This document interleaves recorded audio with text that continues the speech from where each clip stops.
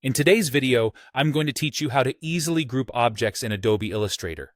Grouping objects can significantly streamline your workflow by allowing multiple elements to move, resize, or rotate together as a cohesive unit.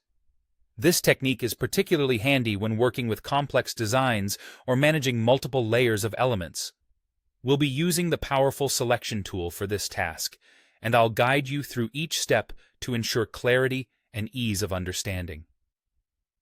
To kick off, let's begin by selecting the objects you wish to group.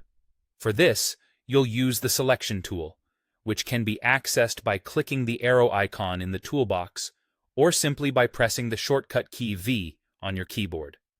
Once you have the tool ready, click and drag to draw a box around the objects you want to include in your group.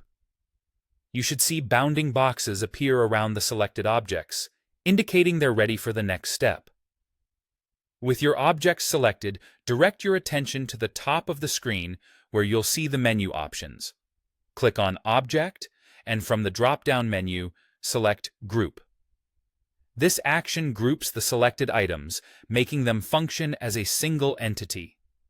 Alternatively, if you prefer working with keyboard shortcuts or need a quicker method, you can simply press Ctrl+G if you're using a Windows computer, or CMD+G if you're on a Mac OS. Both methods achieve the same result, so feel free to use whichever is more convenient for you. Now that your objects are grouped, you'll notice how they behave as one. This means you can effortlessly move them anywhere on your artboard simply by dragging them.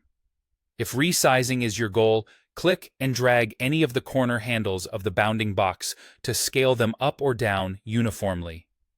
Should you need to rotate them, hover near the corners until you see the rotate icon, then click and drag in your desired rotational direction.